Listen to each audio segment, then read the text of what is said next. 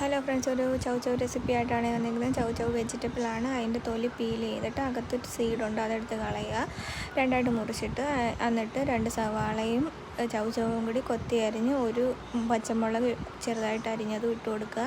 എന്നിട്ട് പാൻ ചൂടാകുമ്പോൾ കടുകിട്ട് പൊട്ടിച്ച് കറിവേപ്പില ഇട്ട് ചൗവും സവാളയും കൂടി ഇട്ട് കൊടുക്കുക. എന്നിട്ട് ഉപ്പിട്ട് കൊടുക്കുക, 1 ടീസ്പൂൺ മഞ്ഞൾപ്പൊടി ഇട്ട് കൊടുക്കുക. നല്ലോണം മിക്സ് ചെയ്യുക.